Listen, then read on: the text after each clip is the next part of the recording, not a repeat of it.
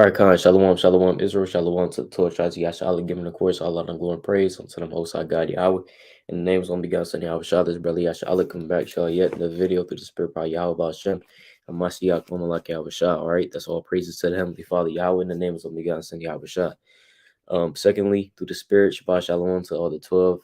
Let's keeping it, deserving it, Friday, sundown, Saturday, sundown, through the Spirit, power, Yahweh, Hashem, Yahweh, Shah, another day of laboring, another day of praising the Most High, and another day of repenting as well, and congregating, right, with like-minded individuals through the Spirit.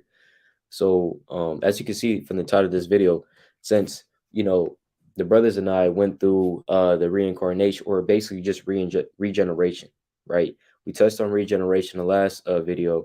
I said that in the last stream that we might have to just do a whole separate video about the reincarnations or regenerations of Hamashiach Yahawashi, who the world calls Jesus Christ, because there's a lot of different regenerations we can read about in the scriptures, just about him alone.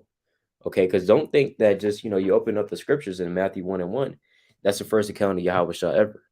No, Yahawashi, he was before Matthew 1:1. All right, and we're going to get that. We're going to see where we can find Yahawashi before he came on the world into the world as Hamashiach Yahawashi. All right, because Yahawashi, he's been here since the beginning. All right. So, in Khan, Shalom, Shalom, Don Israel. Khan, Shalom, Shalom, Shabbat Shalom. I'll be seeing you on the WFILA channels, King. So yeah, the water for I'm not sure if your brother but hey, the water for your support. All praise to the Most High. So Khan, so with that, let's get into it through the Spirit. So first and foremost, I'm gonna just kick it off with Revelation chapter 22. All right, this is Revelation chapter 22 and verse number 16. It says, I, Yahawashi, have sent mine angel to testify unto you these things in the churches. So I might as well just share my screen, right? Might as well just share my screen. So let's go to Revelation real quick, right? Revelation chapter 22, right? And 16. All right, so it says, what? I, Yahawashi, have sent mine angel to testify unto you these things in the churches. I am the root and the offspring of David and the bright and morning star. So Yahawashi said he's the root and the offspring of David. So how can he be the root of David if he wasn't before David? Remember, Yahawashi, like I said, he's before all things. Let's go to John chapter 1, verse 1. I'm going to just pull it real quick. I'm going to just pull it. I'm not going to pull it up on the screen, right? This is John chapter 1, verse number 1. It says, in the beginning was the Word, and the Word was with God, and the Word was God. So it says, in the beginning was the Word. So guess what? Who's the Word? The word is Yahawashi. And so it says that in the beginning, he was there, right? So in the beginning, Yahawashi was there through the Spirit, all right? So it's nothing, it's not too deep, all right? Right, it's not too deep, Salakia, right? It's not deep at all. Yahawashi, he's been here since the beginning. So we're going to look at the reincarnations, the regenerations that Yahawashi has came in, okay? So since we, if you didn't watch the previous video, you can go ahead and check it out through the Spirit for yourself. But that's essentially what we're going to touch on. All right, so let's first and foremost, let's touch on this real quick. All right, because we have to remember Yahawashi was the first creation. All right, Yahawashi was the first creation. That's why he's called the firstborn. All right, among many. So let's go to the book of Colossians chapter 1. This is Colossians chapter 1 and verse number 14. In whom we have redemption through his blood, even the forgiveness of sins, who is the image of the visible God, the firstborn of every creature. So it says right here that Yahawashi is the firstborn of every creature. Okay, it's saying that Yahawashi is the firstborn of every creature. So it's showing you that Yahawashi, he's before all things. He's the firstborn of every creature. Meaning that he was the first creation ever made. All right, the firstborn of every creature. Because remember, we have to understand Yahawashi, he was made, he was created. Let's go to the book of Revelation chapter 3 and verse 14 on that to prove that. Revelation 3:14, and unto the angel of the church of the Laodiceans write, these things saith the Amen, the faithful and the true witness, the beginning of the creation of God. He's talking about himself. He is the beginning of the creation of the Most High, because the Most High essentially created him, and Yahawashi used the power of the Most High to create everything else. Okay, so that's why when we go to this in verse 15, it says, "Who is the image of the invisible God?" So Yahawashi, he's a spitting image of the Most High, right? It says, "The firstborn of every creature." It says, "For by him were all things created that are in heaven." So that's why it says, "By him, by Yahawashi, were all things created." Okay, this is not talking about the Trinity, because it doesn't even align with the Trinity. People say that Jesus is God, but that's not what Colossians is saying. Colossians is saying that, Yahawashi is the image of the invisible God. So how can he be God if he's the image of God? Doesn't make any sense. Just like how we, men, we're made in the image of God. That doesn't make us the Most High. All right, that doesn't make us part of a Godhead or a Trinity. It says, "For by him were all things created that are in heaven and that are in earth, visible and invisible." So Yahawashi created everything that's visible and invisible. So spirits, those things are invisible. Visible things we can see, colors, right? He created all these things through the power of the Most High. That's why when you go to Genesis chapter 1 in the accounts, it will say what? It wouldn't say Yahweh. It will say God. It says, "In the beginning, God created the heaven and the earth." But what is that word for God? How come it doesn't say Yahweh? Right? Let's go to this wording for God. It's Elohim, which will be Elohim in the the Paleo Hebrew, and this really means it's a plural. Okay, because how do you say God in Hebrew? Allah, right? How do you say gods? Elohim. So it's really talking about rulers, judges, divine ones, angels, gods. So it's talking about God. So it's really saying that in the beginning, the gods created the heaven and the earth. And we know that's not talking about multiple supreme beings. That's just literally talking about what we're talking about right now, Yahawashi and the angels, all right? Because essentially, the Most High, he gets all the credit because the Most High created Yahawashi, all right? And of course, Yahawashi had to use the power of the Most High to create everything else. And that's essentially how the creation happened. Let's go over here real quick. Let's go back to this in Colossians 1. It says, Colossians chapter 1 and verse 17, "And he is before all things," Oslakia, "whether they be thrones or dominions or principalities or powers, all things were created by him and for him." So everything was created by the Most High, right? Oslakia, by Yahawashi in specific. We want to get specific. Everything was created by Yahawashi and for him. And he is before all things, and by him all things consist. So Yahawashi, he's before all things. And he is the head of the body, the church, who is the beginning, the firstborn from the dead, that in all things he might have the preeminence. You see? So Yahawashi, he created everything. And we also see, and that's why when you go to John chapter 2, let's get John chapter 2. That's why Yahawashi, he knows everybody, because he created you. John chapter 2, verse 23 says, "Now when he was in Jerusalem at the Passover in the feast day, many believed in his name when they saw the miracles which he did. But Yahawashi did not commit himself unto them, because he knew all men, and needed not that any should testify of man, for he knew what was in man." So he knew everybody. He knew all men. He knew what was in them, right? How they were created to be upright, but they sought out many, inventions, as it says in the scriptures. So he already knew all men. Why? How is that possible? Because Yahawashi created them. He knows these spirits, right? He knows these spirits. He knows our spirits. That's why when you go to the book of John, chapter 10, verse 17, it says, actually, let's go to John 10, right? And I want 27, right? It says, "My sheep hear my voice, and I know them, and they follow me." So Yahawashi, he knows his sheep as well. He knows his sheep. He knows every spirit there is.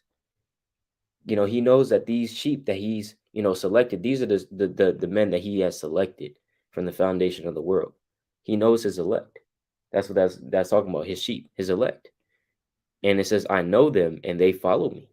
And I give unto them eternal life, and they shall never perish, neither shall any pluck them out of my hand." So he knew, Yahawashi, he knows all men. All right, that's why he didn't commit himself onto him. But it's just showing you how, since Yahawashi was the creator, you know, and through the power of the Most High created all of us and created everything that there is, it's showing you his beginning. Okay, because the point is Yahawashi, he didn't just begin in Matthew 1:1. That's not his beginning, right? In just Matthew 1:1. No, he was before that too. Okay, and we're showing you how he's before that.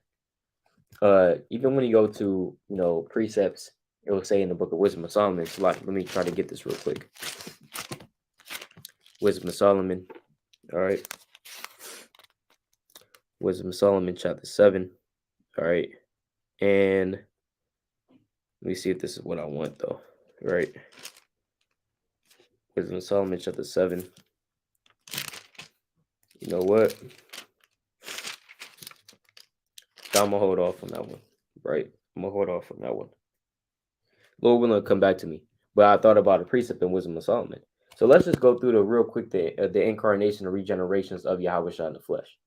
So first of all, he did come obviously as Christ, right? Now he also came as Solomon. Okay. Well, let's go in order. Before we touch on Solomon, let's go to the book, right? I mean, he's seen everywhere, right? He's seen everywhere, honestly. All right, so let's go to Genesis then. Right. Let's go to Genesis. Let's go in terms of Melchizedek. Okay. So let's go to Genesis chapter, what I wanted. Here, right? Genesis 14. This is Genesis chapter 14 and verse number 18. And Melchizedek, king of Salem, brought forth bread and wine, and he was a priest of the Most High God. So it's saying right here, Melchizedek. Who was Melchizedek? Who is this person? It just popped out of nowhere. So it's talking about Melchizedek. What does that word Melchizedek mean? Melchizedek means king of peace, right? My king is Sedek. But we know that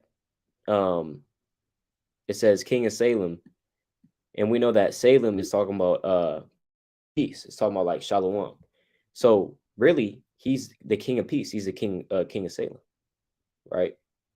And priest of the Most High God, to whom Abraham, right, paid tithe after the battle he fought to free Lot, the order of Melchizedek. So let's go back to this, right? It's saying what? And Melchizedek, king of Salem, brought forth bread and wine, and he was a priest of the Most High God.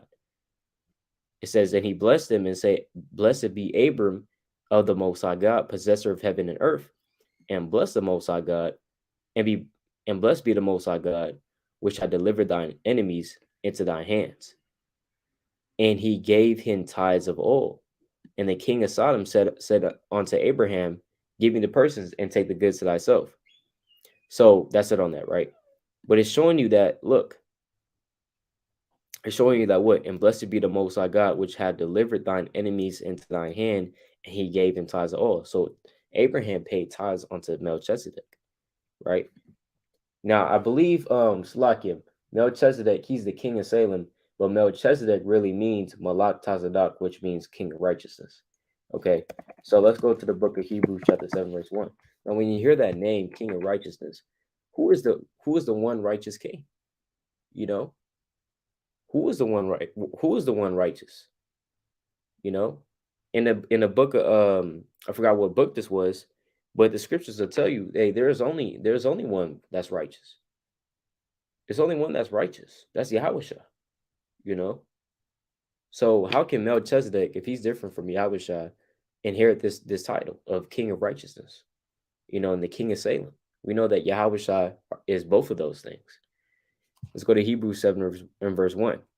It says, for this Melchizedek, king of Salem, priest of the Most High God. So mind you, he's also a priest of the Most High, who met Abraham returning from the slaughter of the kings and blessed him, to whom also Abraham gave a tenth part of all. So Abraham, he paid tithes unto Melchizedek. Okay. First being by interpretation, king of righteousness. So his name, Melchizedek, Malak Tazadak, king of righteousness, right? And after that, also king of Salem, which is king of peace. So he has both of those names, right? Without father, without mother, without descent, having neither beginning of days nor end of life. but made like unto the Son of God abideth a priest continually. So he was made like unto what? The Son of God. So it's showing you how he was made. He was made like unto the Son of God, right? So who's the Son of the Most High? We already know that's talking about Yahawashi, right? Now I want to skip down, right? I want to skip down real quick. Okay, to verse 14. I think this is what I wanted. It says, "For it is evident that our Lord sprang out of Judah, of which tribe spake Moses spake nothing concerning priesthood."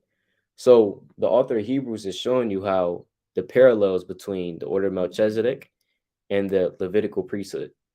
So of course the Melchizedek priesthood is higher, and it was before the Levitical priesthood.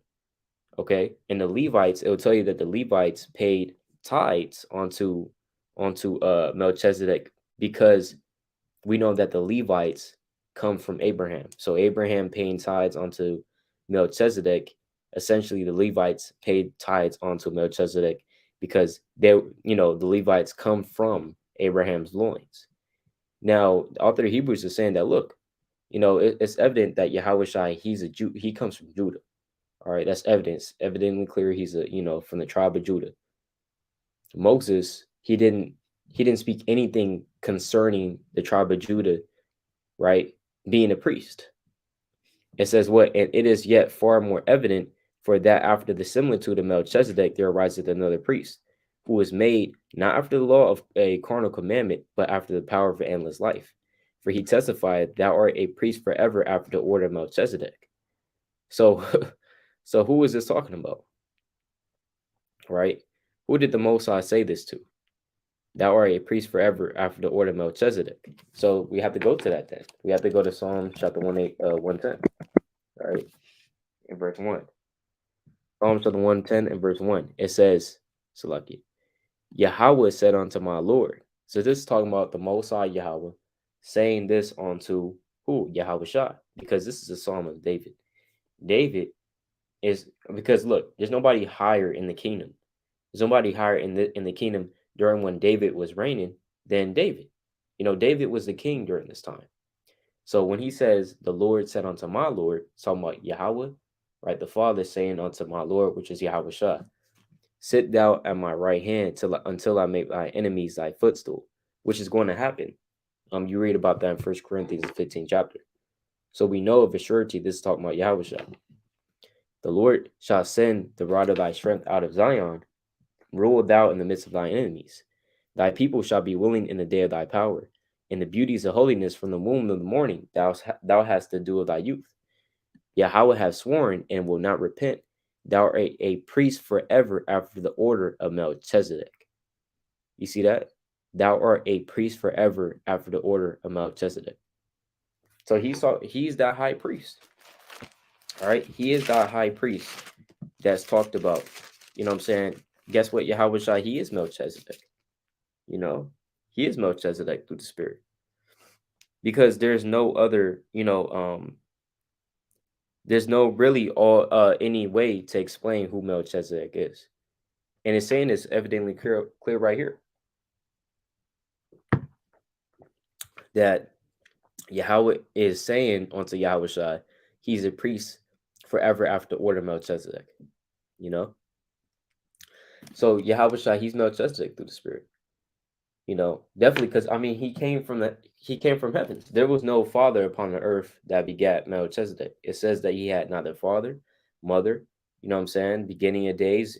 Guess what? He wasn't a man like you and me. He came from the third heaven, straight from the third heaven. And this is talking about Yahawashi. All right. Now, I don't want to get too deep, but when you go to the book of Genesis, when you go back to that in Genesis chapter 14, right? You go to Genesis 14, right?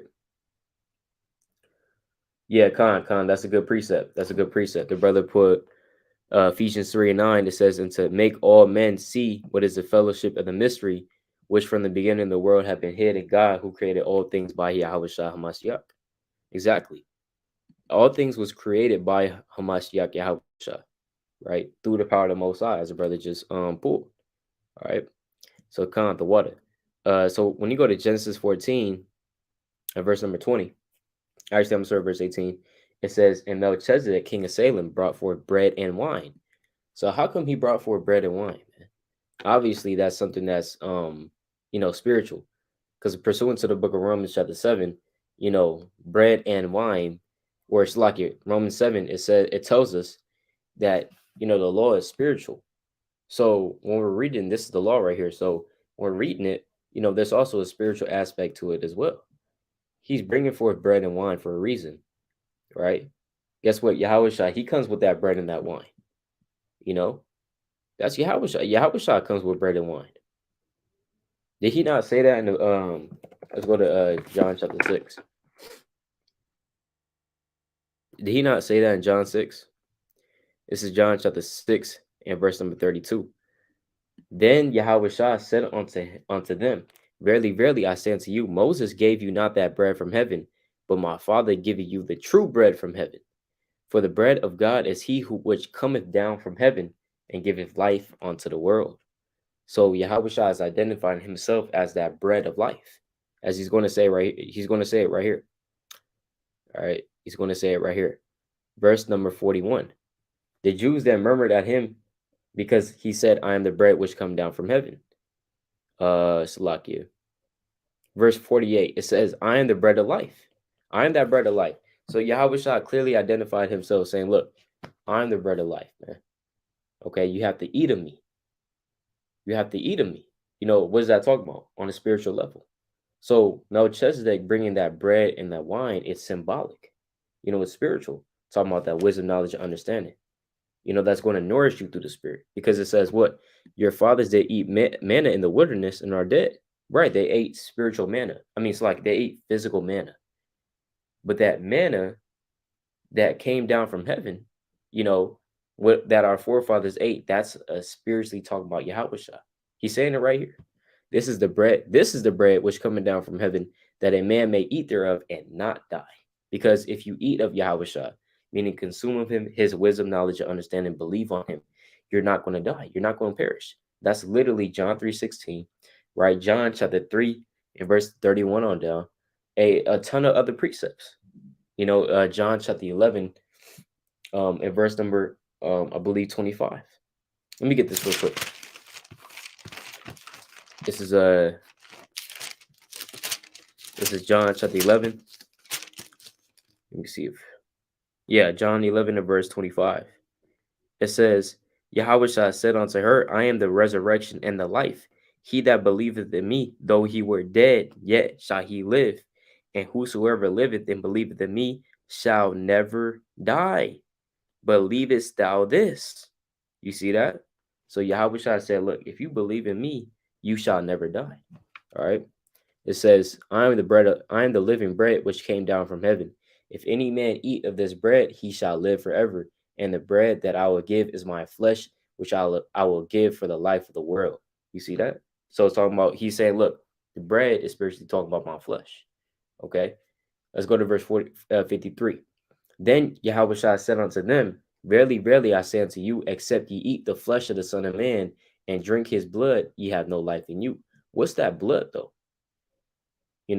What's that blood?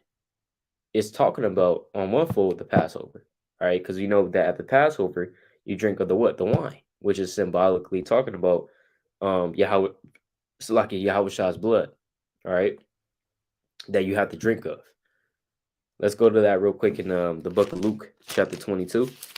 All right, this is Luke chapter 22, and verse number 19.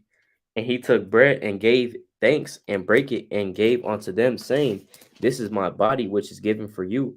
This do in remembrance of me. So we already know that the unleavened bread is symbolic for Yahawashi's body that you have to eat of. Likewise, also the cup after supper, saying, this cup is the New Testament in my blood, which is shed for you. So the cup, right, is the what? The New Testament in his blood. That's his blood. But it's talking about the wine. You have to eat the drink of the wine during the Passover. And right here, he's saying what? Whoso eateth my flesh and drinketh my blood hath eternal life, and I'll raise him up at the last day. So it's talking about eating that bread and consuming of that wine, drinking of that wine. symbolically talking about Yahawashi, right? And believing on him, consuming the knowledge, wisdom, understanding. Okay, because this doctrine, this Bible is likened unto spiritual food all the time. Let's get that. This is the book of Songs, Solomon, chapter 5 and verse 1.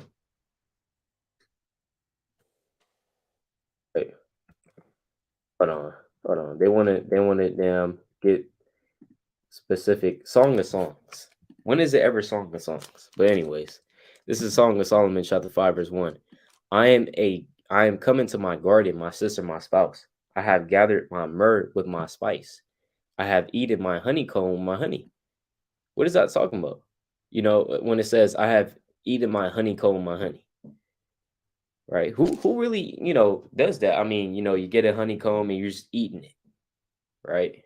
I mean, you could do that, but on a spiritual level, we know that Song of Solomon is perhaps one of the most spiritual books in the whole Bible, you know?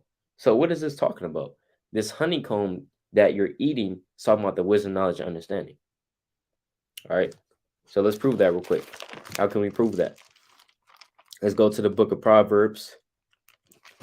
All right. That's why the Lord said this. There's a lot of precepts we can go to that. Whenever you read the precepts in the scriptures, anybody that studied up on it will know and understand plainly that food is likened onto wisdom, knowledge, and understanding in the Bible. Okay, there's no getting around that. This is Proverbs chapter 24 and verse number 13. My son, eat thou honey. So, I mean, this is Solomon telling you to eat honey. Is he just saying that because it's healthy? Or you use it as your pre-workout, or you kind of put it on some waffles or something? Whatever. It's saying, my son, eat thou honey, because it is good, and the honeycomb, which is sweet to thy taste. So shall the knowledge of wisdom be unto thy soul.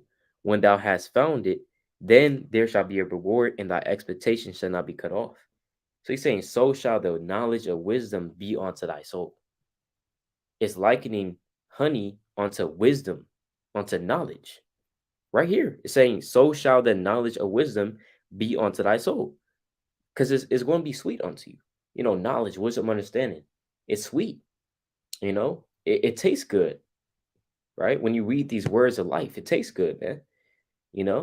It says, when thou hast found it, then there shall be a reward, and thy expectation shall not be cut off. Okay? So when you have found this word, it's like you eat it up like honey. That's why in the book of Revelation, chapter 10, when John said, when he ate up the little book, it was sweet to his taste. Right? Salakia. This is Revelation chapter 10. Revelation chapter 10 and verse number 8. Salakia. I'm gonna start at verse 8. It says, and the voice which I heard from heaven spake unto me again and said, go and take up the little book which is in the hand, Salakia, which is open in the hand of the angel which standeth upon the sea and upon the earth. And I went unto the angel and said unto him, give me the little book. And he said unto me, take it and eat it up, and it shall make thy belly bitter, but it shall be in thy mouth sweet as what? Sweet as honey. Why is the word and the knowledge of wisdom understanding likened unto honey? It's because, again, it's sweet to the taste. When you read these words of life, man, you read Psalms, it's beautiful. Isaiah is beautiful. Everything in this book, man, pretty much. Though there may be death, destruction in it, it's still beautiful because the Lord's doing that, man. Whatever the Lord does, guess what? It's beautiful. All right. It says, did not the Lord say in the book of, let me get this real quick. He had made everything beautiful in his time. I think that's Ecclesiastes 5. Right? Did not he say that? Ecclesiastes chapter 5, right? If I'm not mistaken. Where's that Salakia? Ecclesiastes. Oh, Salakia, Ecclesiastes 3 and verse 11. Salakia. It says, he had made everything beautiful in his time. So the Lord, he made everything beautiful in his time. And so that's why it's when you read these words, it's beautiful unto you. You know what I'm saying? Because it was a time and place for everything that happened. You know, the Lord, he judged the Egyptians at the right time. And when you read that, you're like, Khan, all praises. And that's sweet unto you. You know, it says also, ye have set the world in their heart, so that no man can find out the work that God maketh from the beginning to the end. Meaning you can't find out every work that the Lord did from the beginning to the end. It's just too many works, you know, because the Lord, obviously, he does everything. But nevertheless, let's keep going, right? Well, I'm going to get a second precept on that too, okay? Just to show you that, you know, these words, this words of life is sweet. That's why it's likened onto honey, because honey is what? It's sweet. You know, people use honey as a sweetener all the time. Likewise, sugar, all right? But honey, you know, obviously, is healthy for you, right? This word is healthy for you. This is the book of Sirach, chapter 39. All right, Sirach 39 and verse number 15. Magnify his name and show forth his praise with the songs of your lips and with harps. And in praising him, you shall say after this manner, all the works of the Lord are exceeding good. Even him killing, 30,000 people, let's just say. The Lord, he judges the earth. But again, all the works of the Lord are exceeding good, and whatsoever he commandeth shall be accomplished in due season. So everything is beautiful that the Lord does, that the Lord executes. All right. I mean, you even have angels in the third heaven blessing the Lord at all times for whatever he's doing. Right. Even if he judges America, for example, right? Because guess what? When the Lord judges America, a lot of people are going to perish, man. You know, a lot of people are going to perish when he judges America. But, you know, what are the saints saying? Right. Let's go to the book of Revelation. Chapter. So we all know that in Revelation 18, the Most High judges Babylon the Great, which is talking about the US of A, right? So let's go to Revelation chapter 19, which is the preceding chapter. It says, and after these things, I heard a great voice of much people in heaven saying, Hallelujah, meaning hallelujah, which is what? Praise Yahweh. It says, salvation and glory and honor and power unto the Lord our God. For true and righteous are his judgments. For ye have judged the great whore, which did corrupt the earth with her fornication, and have avenged the blood of his servants at her hand.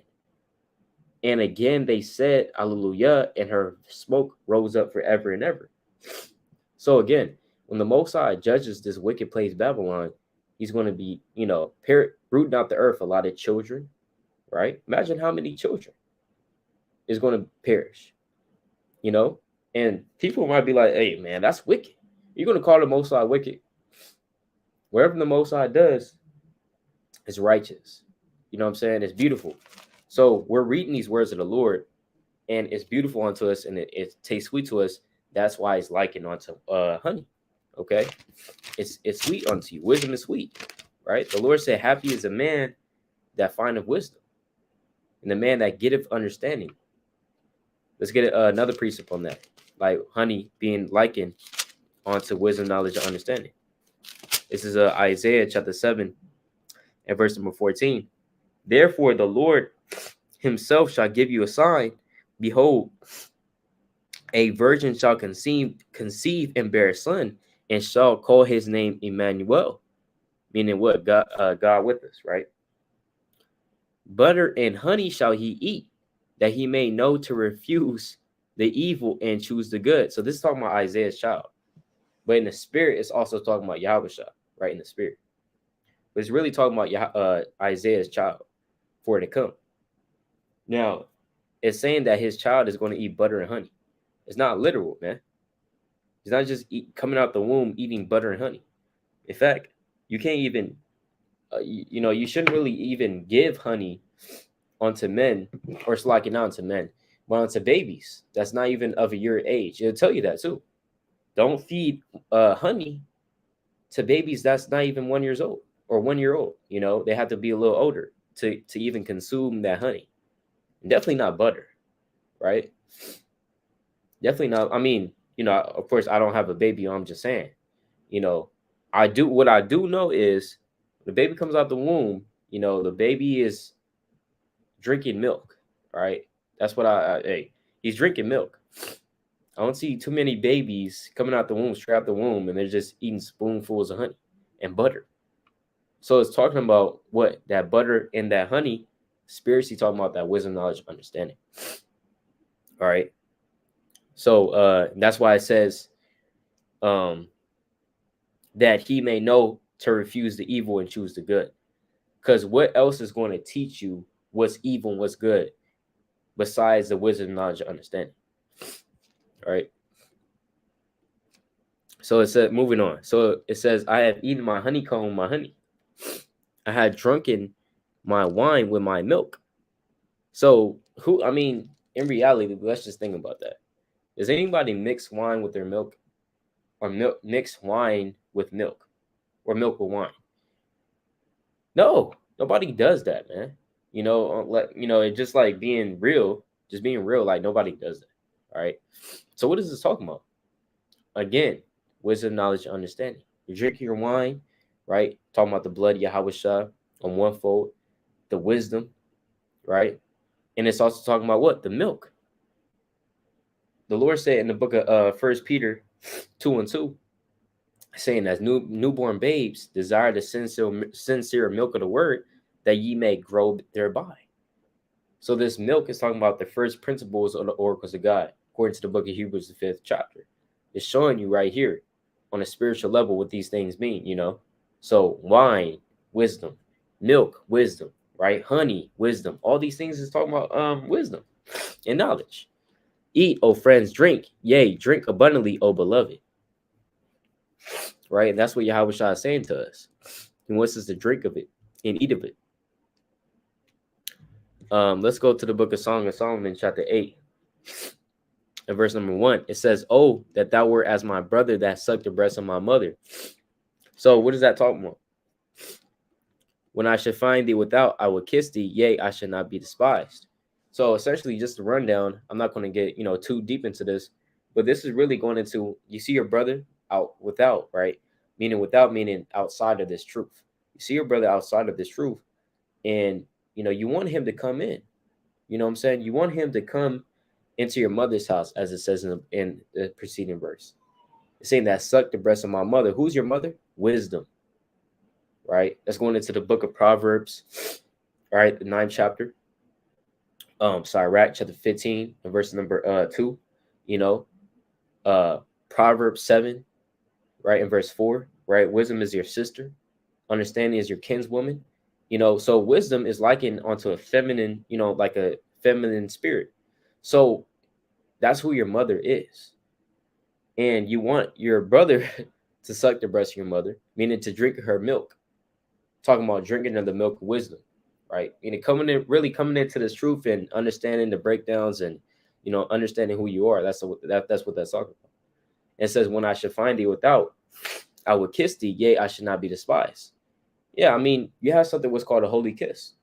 In the New Testament, it'll talk about that. You're kissing your brother, meaning, guess what? You're essentially you're sealing him up. You're sealing the elect. I would just put it like that. You're trying to seal the elect. You're trying to bring him in this. You're trying to bring him into the truth. It says, yea, I should not be despised, because obviously if you're trying to bring your brother into his truth, why should you be despised? Right? Why should you be despised? If you correct a wise man, he will become yet wiser, and he will thank you because of that. That's Proverbs chapter 9.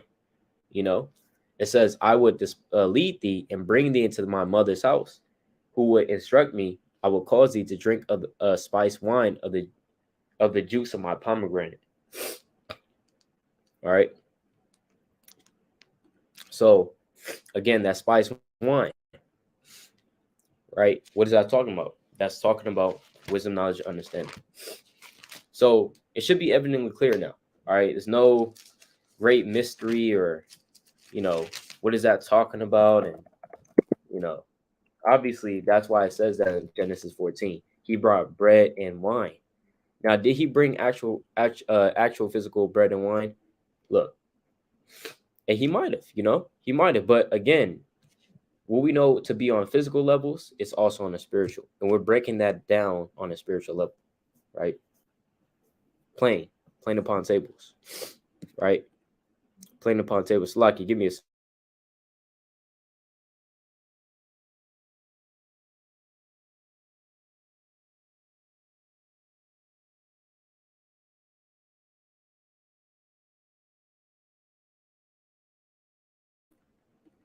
All right, con. All right, so all praises.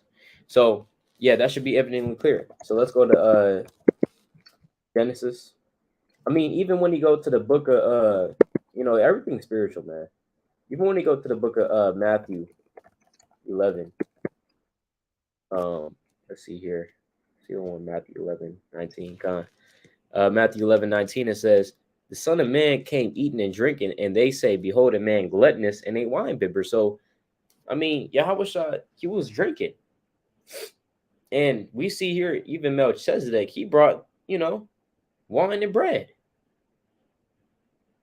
So we know Yahawashi to be a man that drinks, a man that, enjoys the fruit of his labor, like it says in the book of Ecclesiastes. It says, a friend of publicans and sinners, but wisdom is justified of her children. Let's go to the book of Genesis. And that's even on a spiritual level why in Genesis 49 and verse number, 12, it says, well, I'm going to just start at verse 10. The scepter shall not depart from Judah, nor a lawgiver from between his feet until Shiloh come. Who's Shiloh? Shiloh is my Yahawashi. Because we know that Yahawashi came out of Judah. Jacob already knew that, though. He already prophesied that. It says, and unto him shall the gathering of the people be, binding his foal unto the vine, and his ass's coat unto the choice vine. So you're talking about the vine here. He washed his garments in wine, and his clothes in the blood of grapes. So Yahawashi, he's always associated with wine all the time. He's always associated with wine. We even see in Isaiah 63. Isaiah, he talks about Yahawashi, coming from Basra. His garments, like he's been treading in the wine press. He stained his garment with their blood. You know what I'm saying? We go to Revelation 19, verse number 13. He's always associated with wine.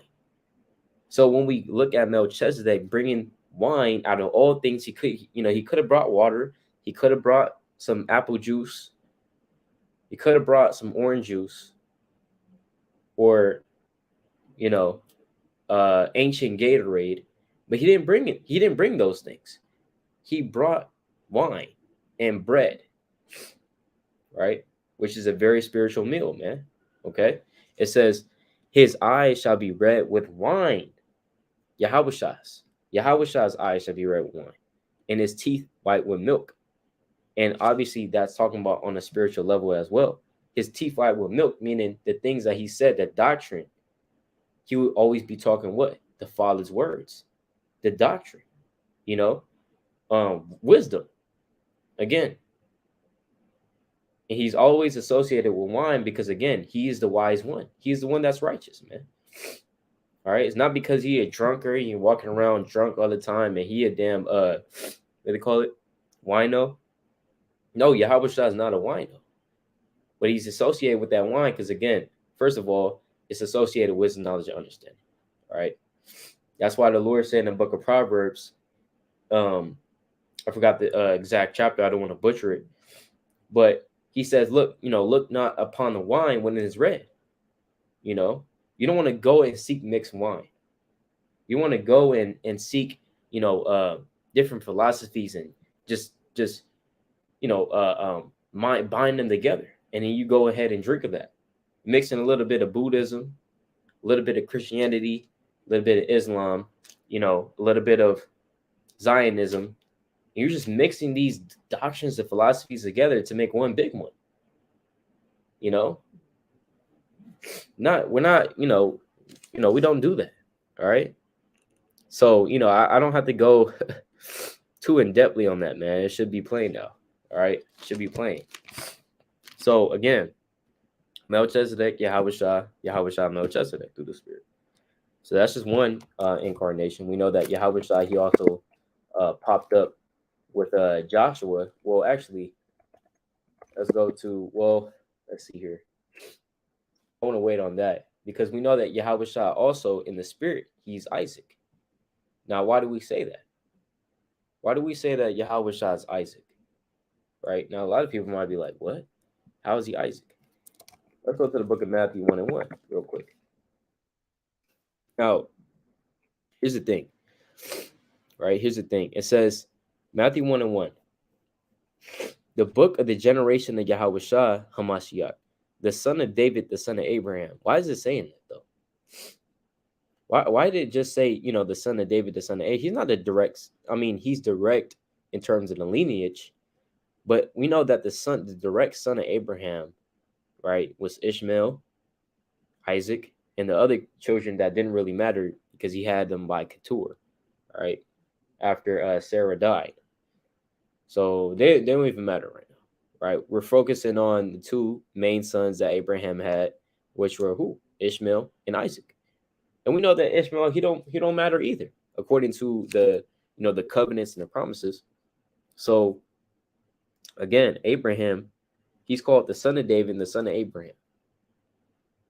Now people might be like, well, yeah, son of David, the son of Abraham. Well, he's literally the son of David, and he's literally the son of Abraham. Because we know that the son of Abraham is talking about Isaac. And we know that the son of David is really talking. David did have a lot of sons, but the son of David will be who in this case? Solomon. So he's both of those, incarnations. All right. So let's touch on real quick the son of Abraham. Let's touch real quick on Isaac. So when you go to the book of Galatians chapter 3, this is Galatians chapter 3 and verse number 15. It says, brethren, I speak after the manner of men, though it be a man's covenant, yet if it be confirmed, no man disannulleth or addeth thereto. So Paul is saying, look, even in the world, he's saying, even in the world, in the manner of men, right? Even if there's a man's covenant, even if a man makes a contract, right? If it's confirmed, y'all shake on it. No man is going to disannul that contract or that covenant. If you make a covenant with a man, right, y'all shake hands and you write down, you signature and stuff like that. You can't just disannul that covenant. You can't add there on too. It is what it is. You signed it. That's it. Right. So that's what Paul is saying to make a point. In verse 16, it says, now to Abraham and his seed were the promises made. He said not and to seeds as of many, but as of one, and to thy seed, which is Hamashiach. So why is he saying, and to thy seed, which is Hamashiach? We know that to Abraham and his seed were the promises made. We know that the Most High made a covenant with Abraham, right? Let's get that real quick in the book of Genesis. All right. Let me see if I want it 12 or if I want it something else. Right. So first in Genesis 12, but right.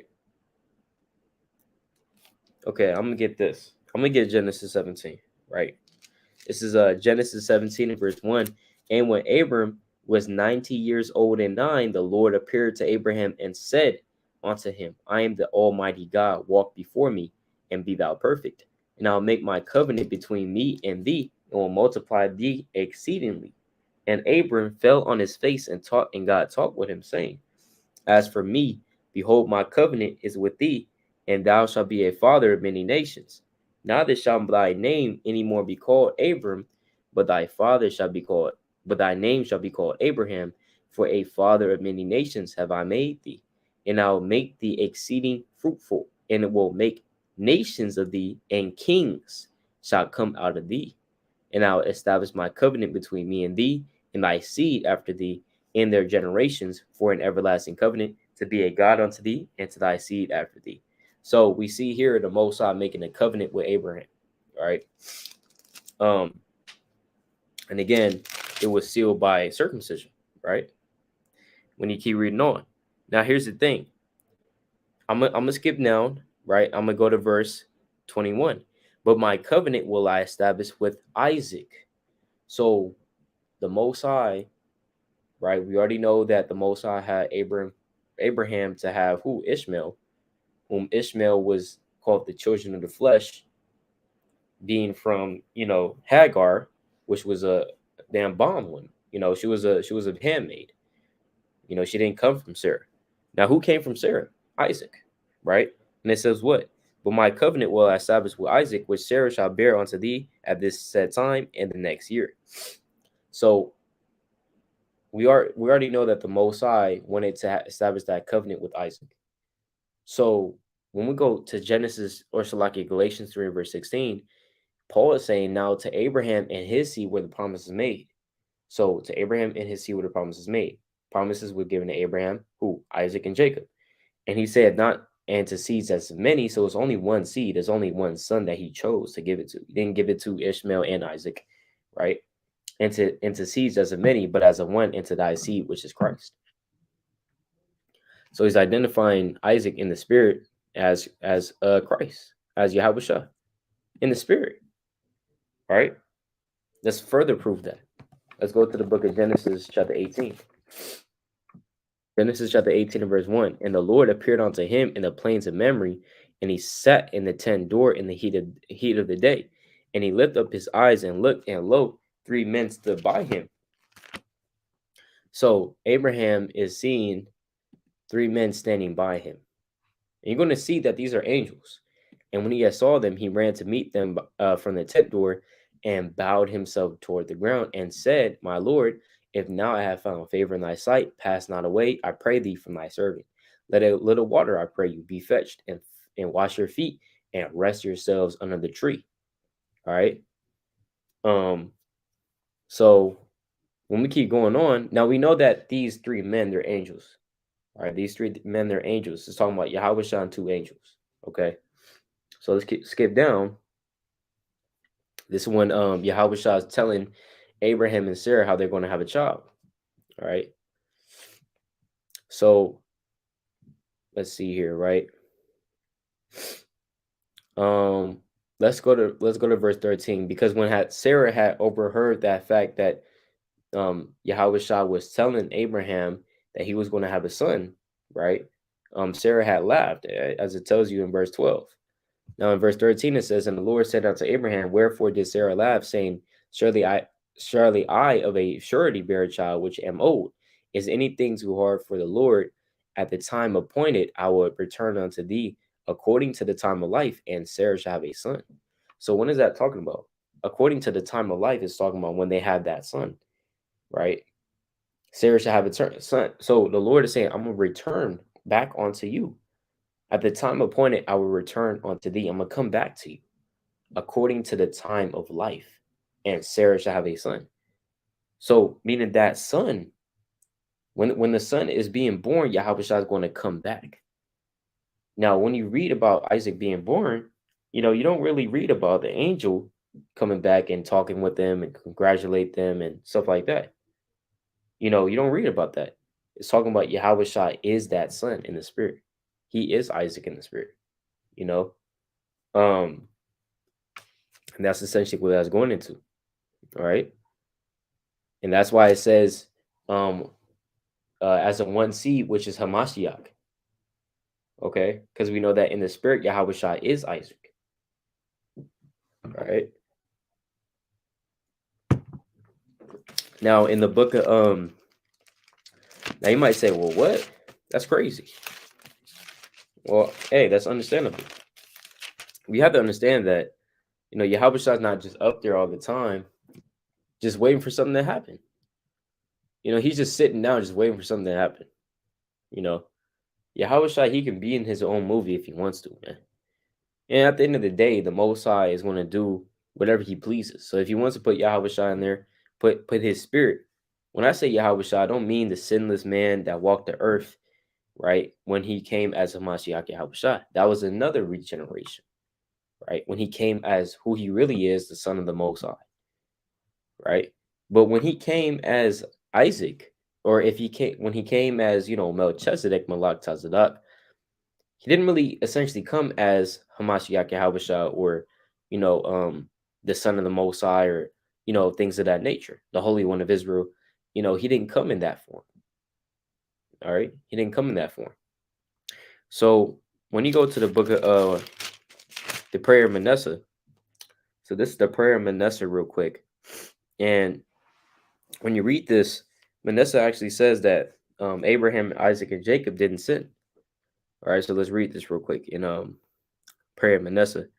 It says, "Thou therefore, O Lord, thou art the God of the just, hast not appointed repentance to the just, as to Abraham and Isaac and Jacob, which have not sinned against thee, but thou hast appointed repentance unto me, that am a sinner." So, according to Manasseh through the Spirit, these men, like Abraham, Isaac, and Jacob, they didn't sin. They didn't go off. They were, again, when you go to Genesis chapter 17, verse 1, the Lord said unto Abraham, "Walk before me and be thou perfect." So he told Abraham to be perfect. Abraham, he was righteous in the eyes of the Most High. Isaac as well, being his son. You don't think Abraham taught Isaac the law, statutes, commandments? Of course. In verse 18, even tell you that in Genesis 18 and verse 19. "For I know him that he will command his children and his household after him, and they shall keep the way of the Lord." So Isaac, he was keeping the commandments, man. It tells you in Genesis, I believe 26 and verse 5, if I'm not mistaken, that Abraham kept the law, statutes, commandments, right? He kept the faith. So Isaac did that as well, right? He was moving in the same spirit as Abraham, right? So we see here all the parallels between that. Okay, and even if you want to get a little deeper, we know that Yahawashi is Adam as well, right? Now, let's get that real quick. How is Yahawashi Adam? All right, how's Yahawashi Adam? Oh, Salaki. Before I get that, I need to get this precept real quick in the book of Let's see, that's not John 6. That's Salaki. Let me find this real quick.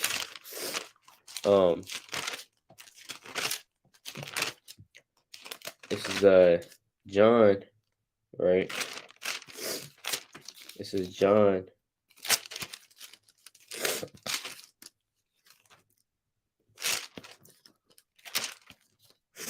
Okay, Khan. This is John 8 and verse number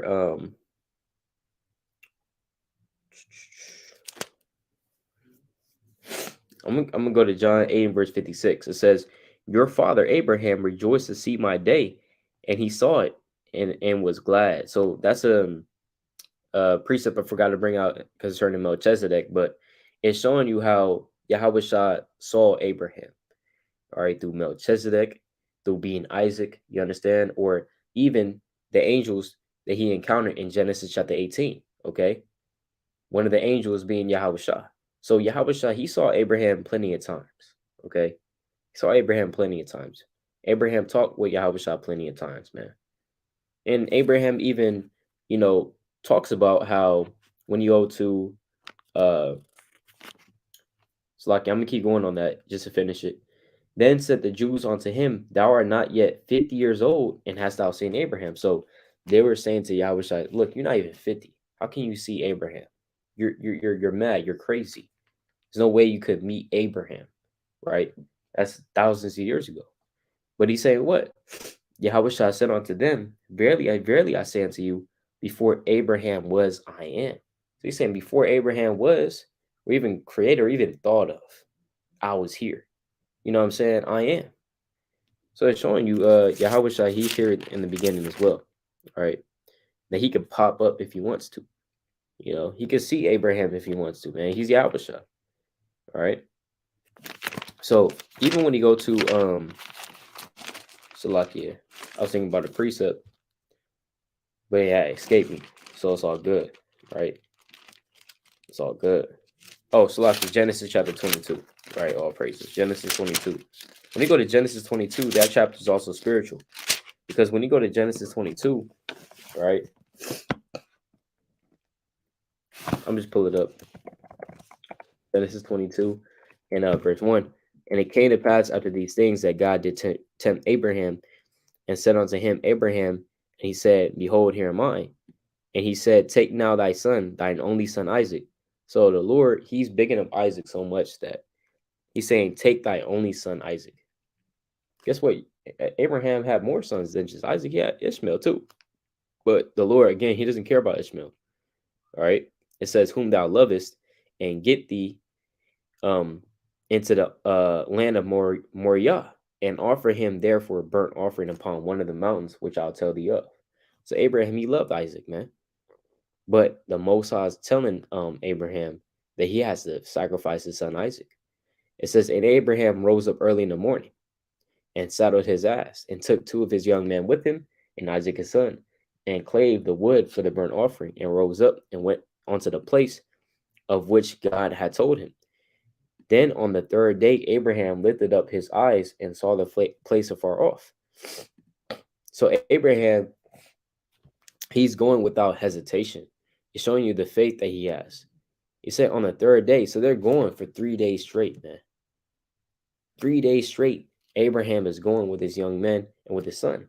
Whole time contemplated about sacrificing his son because the Most High said so. So Abraham, guess what? He's on another level, all right? It says, Abraham said unto his young men, Abide ye here with the ass, and I and the lad will go yonder and worship and come again to you. And Abraham took the wood of the burnt offering and laid it upon his son Isaac. And he went, and he took the fire in his hand and a knife, and they went both of them together. And Isaac spake unto Abraham his father, and said, My father. And he said, Here am I, my son. And he said, Behold, the fire and the wood, but where's the lamb for a burnt offering? So Isaac was like, Look, man, we got the fire, we got the wood, but where's the lamb at to offer, right? And Abraham said, My son, God will provide himself a lamb for a burnt offering. So they went both of them together. So guess what? Abraham in the spirit is prophesying about Yahawashi. And it's just so happened that he's doing this with Isaac, and he's saying unto Isaac that the Most High is going to provide a lamb for them, right? Which, when you read down, the Most High does provide a ram, but Abraham is saying that he's going to provide a lamb, not a ram. Those are 2 different things. The Most High did provide something for him to sacrifice, but Abraham is prophesying in the spirit about the Most High providing for them a lamb, which is talking about Yahawashi. And, again, it's not saying it explicit. You're not going to find that Yahawashi is Isaac, explicitly. You're not going to find a lot of things explicitly stated in the Bible, right? It just explain. You got to go precept upon precept and also read, line upon line.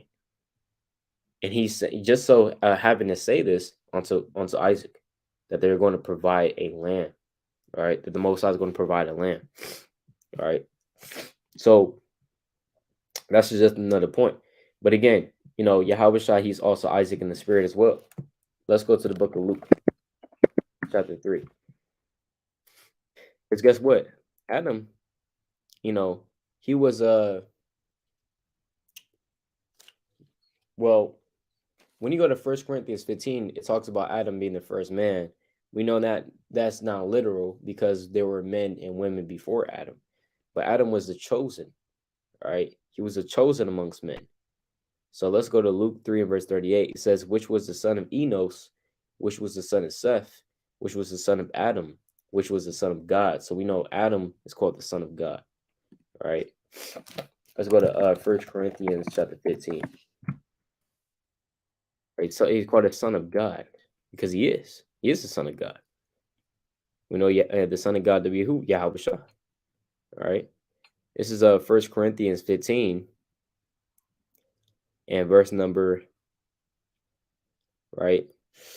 Let me get this one. Let me get this quick precept on first man Adam, right? This is 1 Corinthians 15 and verse number 4. I'm sorry, for 42. So also is the resurrection of the dead. It is sown in corruption, it is raised in incorruption. Meaning that, you have to sow, you have to work in corruption just to be raised in incorruption. Meaning we're toiling and laboring right now in our corruptible bodies. But our spiritual body is going to be raised in incorruption, meaning it's not going to be able to corrupt. It is sown in dishonor, it is raised in glory. It is sown in weakness, it is raised in power. Because we're weak, we're weak right now, right, in this flesh, but it's going to be raised in power. It is sown a natural body, it is raised a spiritual body. There is a natural body and there is a spiritual body. So you got a natural body, you got a spiritual body. And so it is written, the first man Adam was made a living soul, the last man Adam was made a quickening spirit. So the first man Adam talking about talking about Adam. But who's the last Adam? Talking about Yahawashi. He was made a quickening spirit. Howbeit, that was not first which is spiritual, but that which is natural, and afterward that which is spiritual. Right? Because again, Adam was natural, but Yahawashi, he's spiritual. The first man is of the earth, earthly. The second man is the Lord from heaven. And as is the earthly, such are they that are earthly. And as is the heavenly, such are they also that are heavenly. And as we have borne the image of the earthly, we shall also bear the image of the heavenly. All right, talking about inheriting those spiritual bodies.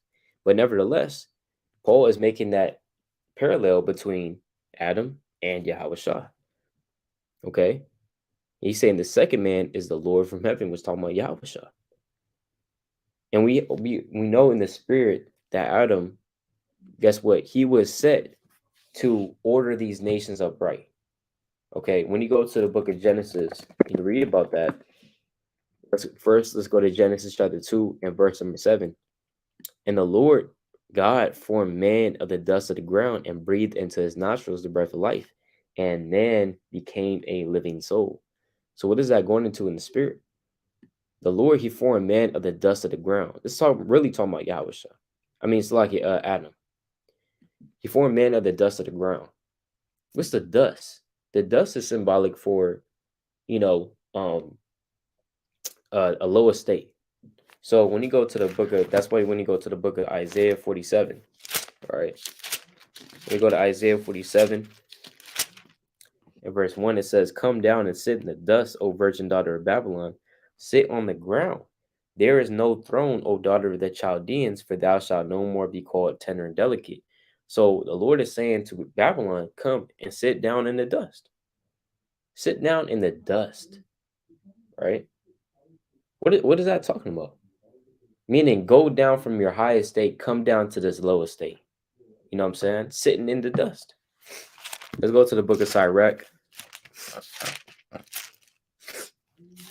It's a lot here. All right, Sirach chapter 11 and verse number 5. Many kings have sit down upon the ground. What is that saying? Many kings went from being high and exalted to sitting upon the ground where the dust is, right? Where the dirt is, where there's all just germs and it's dirty on the ground, man. Nobody wants to just sit on the ground all day, just lay on the ground, because it's dirty, man. But it's saying on the spirit that many kings have sat upon the ground, meaning they came from a higher state to a lower state. And one that was never thought of have worn the crown. A man that would never have thought to wear the crown has wore the crown. And this is a true proverb, right? This is a true proverb. But it says what? And breathe into his nostrils the breath of life. What's that breath of life? Let's break that down real quick. What's the breath of life? All right. It's talking about CPR. All right. This is Wisdom of Solomon chapter 7 verse 24. For wisdom is more moving than any motion. She passeth and goeth through all things by reason of her pureness. So it's talking about wisdom right here, right? For she is the breath of the power of God and a pure influence flowing from the glory of the Almighty. Therefore can no undefiled thing fall into her. So wisdom is the breath of the power of the Most High. Wisdom is a breath of life. So when it says, and breathe into his nostrils the breath of life, that's talking about the Most High giving and imparting onto Adam wisdom, knowledge, and understanding. And man became a living soul. That's how you become alive, through wisdom. All right? That's how you become alive. Okay? So again, this is really talking about Adam. Now, when you go down, it says, right, I think I want to get Genesis 2, right? Yeah, and 15, right? It says, and the Lord God took the man and put him into the Garden of Eden to dress it and to keep it. So the Lord set up Adam to dress and to keep the Garden of Eden. Now we know in the Garden of Eden is literally just what? It's literally just it's trees. We know that these trees are symbolic for what? Nations. Different nations. So these trees, because again, trees are likened onto men, and men are likened onto trees. Let's get this real quick. Let's go to Mark chapter 8. All right, Mark chapter 8 and verse number, I think I want it. This is Mark chapter 8 and verse 24. And he looked up and said, I see men as trees walking. So this man, he said, look, I see men as trees. So men are referred to as trees in the Bible. So when the Lord is saying that he took man from the dust of the ground, breathed into him the breath of life, he became a living soul, gave him wisdom, knowledge, and understanding, and he took Adam and he put him into the Garden of Eden to dress it and to keep it on a spiritual level. This is just not just talking about, cutting the grass and mowing the lawn, watering the plants. It's talking about that he is ruling over these nations that's in the Garden of Eden to dress it and to keep it, right? Because you have to dress and keep a tree. You have to prune it. You understand? You have to pour water on it. Got to tend to it. Can't just plant a seed in the ground and just expect it to grow on itself. It's going to grow if you have that sunlight. If you're pouring water on it, if you're pruning it, that's how you're going to get the best out of your tree. So when it's talking about that he put Adam in the Garden of Eden to dress and to keep it, it's really talking about him ruling over these nations. We're going to prove that too. All right, we're going to prove that. So when you go to the book of 2nd Ezra, chapter 3, I just want to get this real quick. 2nd Ezra chapter 3. All right. 2nd Ezra chapter 3. In verse 1, it says, I'm gonna just get to the point. Genesis 3 and verse 4. O Lord, who bears rule, thou spakest at the beginning, when thou didst plant the earth, and that thyself alone, and commandest the people, and gavest a body unto Adam without soul, which was the workmanship of thine hands, and didst breathe into him the breath of life, and he was made living before thee. Meaning what? Gave him that wisdom, knowledge, understanding. And thou leddest him into paradise, which is talking about the Garden of Eden. Because Eden literally means what? Paradise, if I'm not mistaken. Which thy Salakia. It says Salakia, which thy right hand had planted before ever the earth came forward. And unto him thou gavest commandment to love thy way. So what does that mean? What does it mean to love the way of the Lord? It means to keep the commandments. Right? It says, unto him thou gavest commandment to love thy way, to instruct the people, which he transgressed. So he sinned in Genesis 3rd chapter. And immediately thou pointest death in him and in his generations, of whom came nations, tribes, people, and kindreds out of number. So again, Adam, he didn't keep the commandments. I mean, he was keeping the commandments, and then he had sinned in Genesis chapter 3, right? He had ate of that fruit, that forbidden fruit, and the Lord, because of that, imputed death into him, right? So that was the fall of man right there. But that was literally Yahawashi in the spirit. So that's why when you look at, which is really crazy, when you look at Yahawashi, really, his redemption is bringing us back, is taking that curse that was literally put upon us in the beginning, taking that curse off of him, or taking that curse off of us. It says what? And it came to pass in every one of them that was as death was to Adam, so was a flood to these. So again, the Lord, he came Well, Yahawashi, he came to remove that death from us, to remove death from us and to deliver us from death. And death came because of sin through Adam. So it just so happened that, guess what? Adam is Yahawashi in the spirit. And Yahawashi is the one to literally save the day, if you got ears to hear, you know? So, you know, we see the parallels. We see the parallels. All right.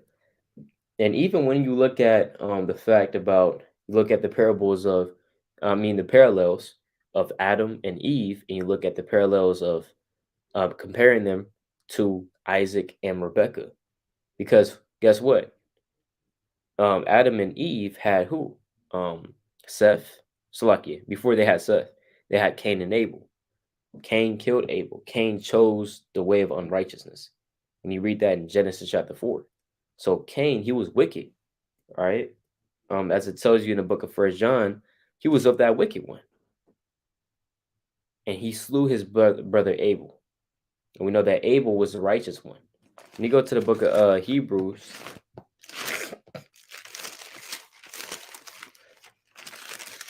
let me go to Hebrews chapter 12.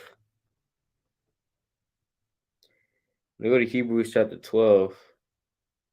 No, actually, that's not what I want. I want First John, right? I want First John. This is First John, right? First John 3 and verse number 12. Not as Cain, who was of that wicked one, and slew his brother, and wherefore slew he him? Because his own works were evil, and his brothers righteous. So guess what? Abel, he was righteous, but Cain was wicked. All right. Cain, he brought fruit unto the Lord, and Abel, he brought his righteous sacrifices unto the Lord. Okay. But we know we don't have to read the whole account, but that's just a summary of it. Now, when you look at Abel, you look at Cain, obviously Cain killed Abel. Abel was righteous, Cain was wicked. Now, let's look if Yahawashi is Adam, right? And if Yahawashi is Isaac. So now let's look at Isaac and let's look at Rebekah. Isaac and Rebekah had two children, Esau and Jacob. And we see the parallels between them. Jacob was righteous and Esau was wicked. It's the same spirit. Esau is moving in the same spirit as Cain. Esau is a fugitive and a vagabond on the earth, just like Cain. Esau, he chose Satan over the Most High, just like Cain. There's a lot of parallels as well, right? But, that's just another point, to kind of speculate about, right? And to look at these things and examine it in the spirit, all right? So let's go to real quick. So we know that, Yahawashi is Adam in the spirit. Now, let's also touch on the fact that Yahawashi, right, is Solomon through the spirit. All right. Let's touch on that. So when you look at Solomon, Solomon was a very wise man. He was the son of David, and he was a very wise man. I mean, it'll tell you that, during his days, it was peace in the earth. I mean, it was peace, at least in Israel. All right. And we weren't in captivity during that time either. All right. You weren't having any wars. We know that Solomon means peace, and we know that Yahawashi is, a king of peace. All right. We know that Yahawashi, he's about peace, man. All right. He's here to bring peace onto us. So when you look at this, all right, let's go to 2 Samuel chapter 7. 2 Samuel chapter 7 and verse number 12, it says, "And when thy days be fulfilled, and thou shalt sleep with thy fathers, I will set up thy seed after thee, which shall proceed out of thy bowels, and I will establish his kingdom." So this is the Lord talking to David. And he's saying that, look, when you sleep with your fathers, meaning when you die, I will set up thy seed after thee, which shall proceed out of thy bowels. So it's nothing, no damn, immaculate conception. It's proceeding out of his bowels. All right. You don't have to expound on what your bowels are. All right. It's talking about your loins, your private parts or his private parts. "And I will establish his kingdom. And he shall build an house for my name, and I will establish the throne of his kingdom forever." So who built an house for the Lord's name? That came after David. It's talking about Solomon. You know what I'm saying? It's talking about Solomon. But the Lord is saying, look, I will establish the throne of his kingdom forever. Now, when you look up how long did Solomon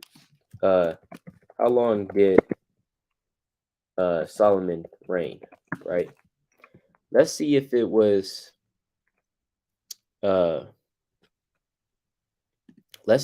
forever. I mean, obviously it's not, right? Because Solomon's not reigning. But let's just see, right? Solomon, how long did Solomon reign? 40 years. So he reigned 40 years, just like David. David reigned 40 years as well, right?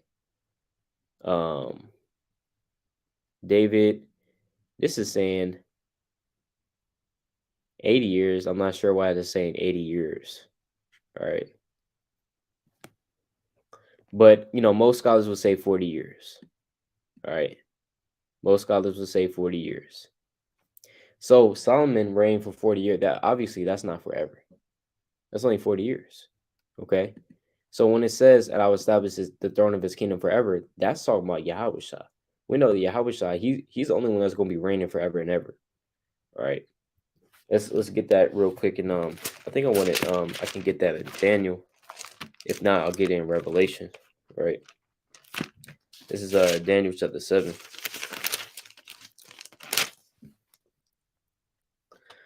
I can get this in Daniel real quick. Let's go to Daniel chapter 7, verse 14. It says, and there was given him dominion, it's talking about Yahawashi, and glory in a kingdom in that all people, nations, and languages should serve him. His kingdom is like his dominion is an everlasting dominion, which shall not pass away, and his kingdom that which shall not be destroyed. So Yahawashi is the only one that's going to be reigning forever and ever and ever, okay, upon the throne. All right. I think there's another one too. All right. Yeah, again, and the saints. So when I say the only one that's going to be reigning forever and ever, of course, the saints and the Israelites are going to be doing that. But who's going to be ruling over us? Yahawashi. All right. Who's that one king that's going to be ruling over us? Of course, it's talking about Yahawashi. Okay. So that's why I say that. So when you go to also another precept on that, Revelation 11. Okay. And let's go to Revelation 11 and verse 15, right? It says, and the seven angels sounded, and there were great voices in heaven saying, the kingdoms of this world are become the kingdoms of our Lord and of his Christ, and he shall reign forever and ever. It's plain. Yahawashi, he gonna reign forever and ever. Okay. So we got two witnesses on that through the Spirit. So again, when we read this in 2 Samuel, the Most High, he don't lie, man. There's no reason for the Most High to lie to anybody.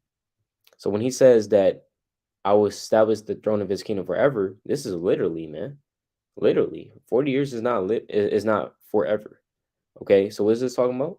It's talking about Yahawashi, right? Solomon is Yahawashi, right? And really, when you look at it, the only men that's really building temples for the Lord, right? The only men that's really building temples for the Lord, right, were Yahawashi. Was Yahawashi, because you have Solomon, he built a temple for the Lord. And you also have another reincarnation of Yahawashi, which is Zerubbabel, right? You read about that in Zechariah, and you also read about that in Haggai as well. So, and they also were in charge of building the temple. It only makes sense for Yahawashi to be building the temple, for the Most High, right? To be the head person in charge of that.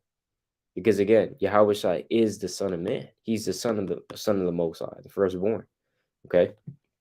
It says, I'll be his father and he shall be my son. If he commit iniquity, so if Solomon commits iniquity, okay, I will chastise him with the rod of men and with the stripes of the children of men. Wait, hold on now. When did Solomon ever get chastened with the rod of men and with the stripes of the children of men? When did he ever do that? You can't read that anywhere where Solomon is getting beat up and getting chastised with a rod of men. You can't find that anywhere. You know, you can't find that anywhere, man. So what is that talking about? It's talking about Yahawashi. When you read the accounts of Yahawashi, he was getting beaten. He was getting chastised with the rod of men and with the stripes of the children of men. You get that in the book of Matthew chapter 26. Oh, so like I think I went 27, right? I think I went 27. So let's go to the book of Matthew 27, right? And verse number 26, it says, Then release he Barabbas, right? Barabbas unto them. And when he had scourged Yahushua, he delivered him to be crucified. So Yahushua was scourged, meaning took that whip, right? Pilate, talking about Pilate. He took that whip and he started whipping Yahushua. So he was getting chastised with a rod of men and with the stripes of the children of men, but not in his life. Solomon, guess what? He slept with his fathers. He was getting beat up. He wasn't getting beat up. You know, he lived a life of peace and prosperity. So when you look at that, and like, damn. So when did he ever get punished for his sin? Because we know Solomon, he went off, right? We know he did. You know what I'm saying? It's not downplaying the brother. He went off. Towards the latter end of his life. He, got with many strange women, as it says, and his heart was turned away from the Most High. First Corinthians, it's like your First Kings 11 and 1 on down. We know that towards the end of his life, he started to drift away from the Lord. And therefore, the Lord is like, damn, look, his heart is not perfect like how David's heart was perfect with me. The Lord said that about Solomon, even though he was a wise man. But so again, Solomon, he did commit iniquity, but he did not get chastened with the rod of men and with the stripes of the children of men. It just didn't happen. It happened in his next life when he came on the earth as Yahawashi. Well, I shouldn't say next life, but I should say when he came on the earth as Yahawashi. Because again, I believe that's in the book of Baruch, but it says that our fathers have sinned, right? Not saying not Lamentations 5 and 7. But basically, we pray for, our sins and the sins that our fathers have done as well, because we know that we all are fathers. So sometimes, guess what? You're paying for the sins of your past life, man. Because again, this is a place of judgment right here. When we're living upon the earth, that's where we get judged according to what? The precepts, right? Let's see here. I'm gonna go to the book of Yeah, come right here. So this is Baruch chapter 3 and verse number 4. O Lord Almighty, thou God of Israel, hear now the prayers of the dead Israelites and of their children, which have sinned before thee, and not hearken unto the voice of thee, their God, for the which thee caused these plagues cleave unto us. Remember not the iniquities of our forefathers, but think upon thy power and thy name now at this time. So Baruch is saying, remember not the iniquities of our forefathers. Because guess what? In the one fold, we are our forefathers. We're the same, because that is us, man. That sin before the Lord. So we want to also pray that the Lord forgives us of our previous sins in our previous past lives, man. All right. Because we living out our judgment right now, man. Not just exempt from any type of judgment. All right. So yeah. And then I'm gonna just finish this. It says, "But my mercy shall depart away from him, but my mercy shall not depart away from him, as I took it from Saul, whom I had put away before thee. And thine house and thy kingdom shall be established for thee forever. Slaki shall be established forever before thee. Thy throne shall be established forever." So again, his throne was going to be established forever. And the Lord also did say that a man shall not want. Not want. You shall not want a man, right, upon the throne of David. A man. There shall not want a man, right? There shall not want. Salakia. Let me get this.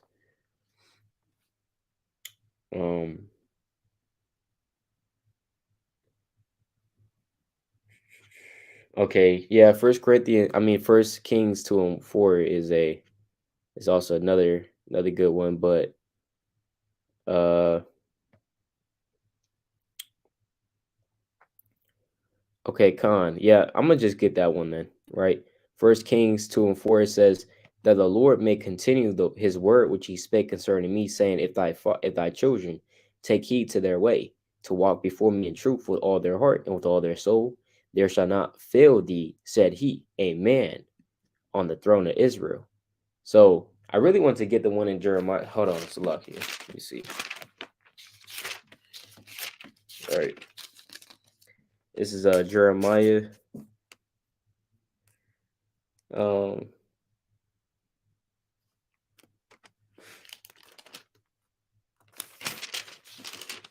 okay, yeah, I think I wanted this one then. This is Jeremiah, right? Chapter 33 and verse number 20. Thus, oh, I'm sorry, verse 17, right? I'm sorry, verse 15. It says, in those days and at that time will I cause a branch of righteousness to grow up unto David, and he shall execute judgment and righteousness in the land. Now we know this to be talking about Yahawashi, of course, right? In those days shall Judah be saved, and Jerusalem shall dwell safely. And this is the name wherewith she shall be called, the Lord our righteousness. For thus said the Lord, David shall never want a man to sit upon the throne of the house of Israel. Neither shall the priests of the Levites want a man before me to offer burnt offerings, and to kindle meat offerings, and to do sacrifice continually. So again, the Lord said that in terms of David's throne, there's always going to be a man, sitting upon it and to be reigning it. So we know that Solomon was that one, and Yahweh Shah is going to be that as well. We know that Solomon and Yahweh Shah is pretty much the same thing, man. Right? It's the same spirit. All right. Now we know that again in your life, right, that you live when you come upon the earth, that's your specific life. You know what I'm saying? Your sins don't just transfer over, right? We can't see that in the scriptures, or else how could Yahweh Shah, having being regenerated, be sinless? Okay, your sins don't really necessarily just transfer over, right? Now the Most High can do what He wants, but we can't read that in the Bible anywhere, right? Now I know some brothers say that they don't teach that because of the fact that um they say if it don't explicitly say it, they don't teach it, and we understand, right? We understand that. But we're going through the precepts right here, and it's pretty evident that precept upon precept, Yahweh Shai is Solomon. Yahweh Shai are these, regenerations in the spirit. All right. Let's go to the precept that we kicked it off with in Revelation chapter 22. I mean, that's why Yahweh Shai said this. He said, Revelation 22, verse 16, I, Yahweh Shai, has sent my angel, right, to testify unto you these things in the churches. I am the root and the offspring of David and the bright and morning star. So he is the root and the offspring of David. He's the root of David, man. David comes from him, right? He's the root. He's the start of all of it. He's the start and he's the finish. How can he be the Alpha and Omega if he's not? If he's literally not the Alpha and Omega, man? He is the beginning. He was there in the beginning as Adam, right? He was there before Abraham, and he was during that time as well, right? Let's go also. So again, that's why I wanted to do a video just touching on all the regenerations of Yahweh Shah. And we're not even finished yet. There's still more. So I'm just going to get a few more precepts, and then, saying through the spirit, we'll close out. But nevertheless, let's get another regeneration of Yahweh Shah as we see in the Bible. Okay. So Yahweh Shah, he also came as Eliakim, the son of Hilkiah. Okay. You might be like, who the heck is that? Well, again, let's go to Revelation chapter 3. All right, let's go to Revelation chapter 3. This is Revelation chapter 3 and verse number 7. And to the angel of the church in Philadelphia write, these things saith he that is holy, he that is true, he that hath the key of David, he that openeth and no man shutteth, and shutteth and no man openeth. So Yahweh Shai, he's the one that has the key of David. Okay, take that in mind. Yahweh Shai, key of David. Key of David, Yahweh Shai. He's the one that has that. So let's see who else also has that as well. Is it David? No, it's not David. Well, it makes sense that David has his own keys, right? No, the keys of David. Well, that's something else. But let's see who else has the keys of David, right? In the Bible, all right. It's the book of Isaiah, right? We're going 22 and right. Yeah, this is Isaiah 22 verse 20. It says, "And it shall come to pass in that day that I will call my servant Eliakim the son of Hilkiah, and I will clothe him with thy robe, and strengthen him with thy girdle, and I'll commit thy government into his hand." So the government is going to be upon Eliakim's hand. Now, again, who is this man, right? Who is this man that has the government of Yahawashi in his hand? Let's see. "And he shall be a father to the inhabitants of Israel and to the house of Judah." You know, who else was called a father, right, unto Israel and to Judah? Isaiah 9 and 6, right? He's called what? The prince? So like it. Let's just get that real quick. Isaiah 9 and verse 6. "For unto us a child is born, unto us a son is given, and the government shall be upon his shoulder." We know this is talking about Yahawashi, right? "And his name shall be called Wonderful Counselor, the Mighty God," meaning like the mighty warrior, right? The mighty man of war, or the mighty soldier, right? It's a Gabar. It says, "The everlasting Father, the Prince of Peace." So hold on. Who is this everlasting Father? It's not talking about the Most High. It's talking about Yahawashi, because he's a father unto us as well. Of the increase of his government and peace, there shall be no end, upon the throne of David and upon his kingdom to order it. So we know this is talking about Yahawashi, because again, that man that's going to be sitting upon the throne of David is talking about Yahawashi, and to establish it with judgment and with justice from henceforth even forever. The zeal of the Lord of hosts will perform this. So let's go back to this in Isaiah 22 and verse 21.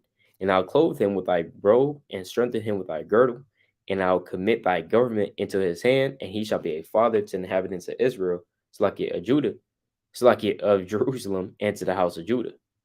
So he's a father unto us, right? Got to keep that in mind.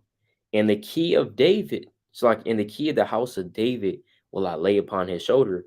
So he shall open and none shall shut, and he shall shut and none shall open. So he has the same abilities that Yahawashi has in Revelation chapter 3. Is coincidence? And he has the same characteristics as we read about in Isaiah chapter 9, verse 6 on down, who we know emphatically to be talking about Yahawashi. Is it just coincidence? The Lord just kind of just had put that in there as a mistake. No, this is literally this is Yahawashi in the spirit. All right, this is literally talking about Yahawashi in the spirit, because we already know that Yahawashi has the keys to David. He's the one that shuts and no man opens, and he's the one that opens and no man shuts. Right?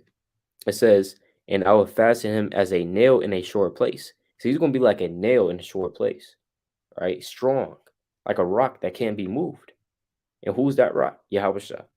"And he shall be for a glorious throne to his father's house. And they shall hang upon him all the glory of his father's house, the offspring and the issue, all vessels of small quantity, from the vessels of cups even to all the vessels of flagons. In that day, saith the Lord of hosts, shall the nail that is fastened in the short place be removed, and be cut down and fall, and the burden that was upon it shall be cut off, for the Lord has spoken." All right. So Yahawashi is also like him, the son of Hilkiah, and there's not much we can read about like him. All right, it's not much, you can read about him for real. You read about him just a little bit. We barely know about this man, all right? But he, again, is talking about Yahawashi, you know? So that's also what's interesting as well. Now, let's also get another regeneration of Yahawashi. So he's like him, the son of Hilkiah, Isaac, Adam, Melchizedek, you know. Let's also get another one, right? Let's get him being Zerubbabel in the spirit.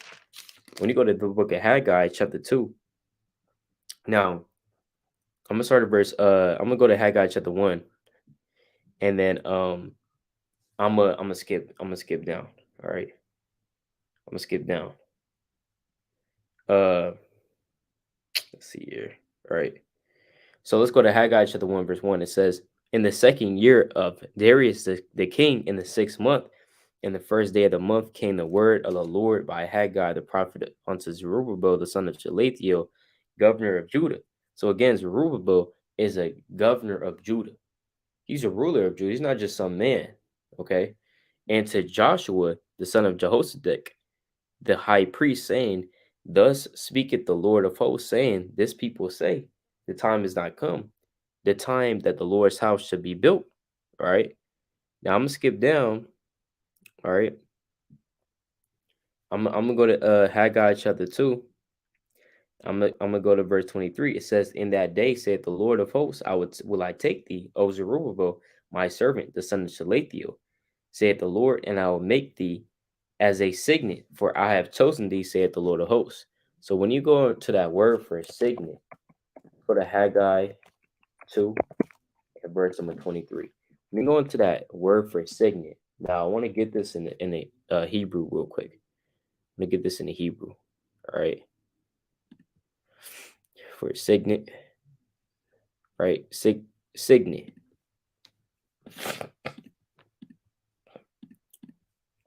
All right. So when you go for the into this word for signet, signet, seal, right? Signet, seal. That's what it's saying, right? Seal ring, right? Carry a signet ring hung by a string upon the breast, to which a custom allusion is made, right? So the Lord is saying that Zerubbabel is going to be a signet. It says, for I have chosen thee, saith the Lord of hosts. Now again, who's going to be that signet in the kingdom of heaven? It's talking about Yahawashi. Now again, I don't want to go too deep into breaking down how Yahawashi is Zerubbabel, right? But you could read about that in Zechariah, right? Just for the sake of time, we're going to keep going on. But Yahawashi, when you read about, just to sum it up, right? Zechariah and Joshua, they're in charge of what? Building the temple up. And we know that who builds the temple, really in the spirit, right? When you go to Zerubbabel, it's talking about Yahawashi. When you go into Solomon, it's talking about Yahawashi as well, right? So again, but I don't want to touch too deep onto these things just for the sake of time. All right. So let's also see another reincarnation of Yahawashi, or him appearing, right, in another form. Let's go to the book of Joshua, chapter 4. Actually, I wanted Joshua 5. Let's go to Joshua chapter 5 and verse number 13. I'm sorry, verse 13. It says, and it came to pass when Joshua was by Jericho, that he lifted up his eyes and looked, and behold, there stood a man over against him with a sword drawn in his hand. And Joshua went unto him and said unto him, art thou for us or for our adversaries? So Joshua saw this man, and it's talking about, we're going to see who it's talking about. He saw this man with a sword drawn in his hand. Joshua asked him, look, are you for us or for our adversaries, for our enemies, right? And he said, nay. So this man, he said, no. He just said, no. He said, hey, I can neither confirm nor deny, right? He said, but as captain of the host of the Lord am I now come. So who's the captain of the host of the Lord, man? That's none other but Yahawashi, man. Yahawashi, he sits on the right hand of the Father. And again, he has subjection and power over all spirits, right? Because the Father have made him to do that. I'm gonna get this in the book of John chapter 5.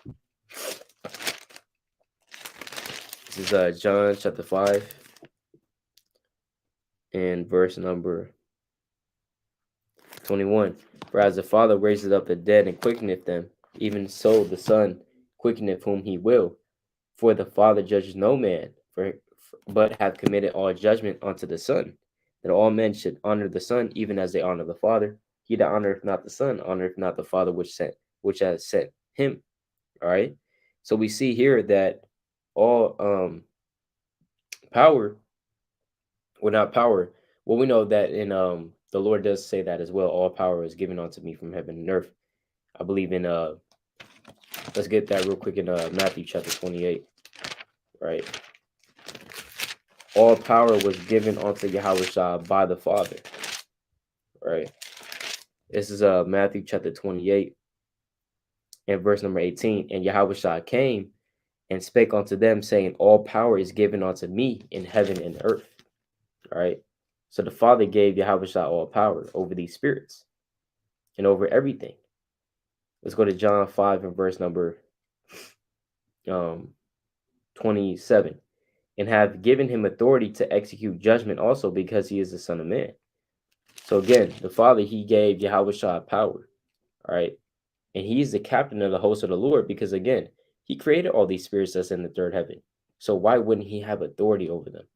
Right? It only makes sense for you to have authority over your creation. Just like how, as a father has authority over his son. You know, it's the same thing. I mean, that's your son. You know, that's your creation. You have power over it, right? It says, but as captain of the host of the Lord am I now come. And Joshua fell on his face to the earth and did worship and said unto him, what saith my Lord unto his servant? It says, and this is really going to prove it right here, that this is talking about Yahawashi.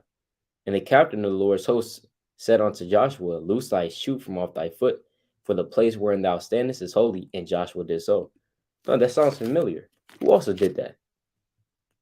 Who also said that, you know, to a certain prophet, and he had to take off the shoes from his feet because where the place where he was standing was holy?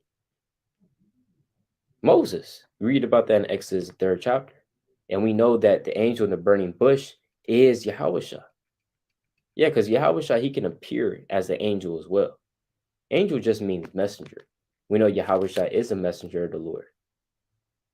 All right. So again, you know, all you got to do is really just parallel it up. You know, just go through the precepts with it, and you know, get the understanding thereof. Right. Salaki. Right. Just get the understanding. Let's go real quick to Exodus. This is going into another reincarnation of Yahawashi. All right. Salaki, give me a.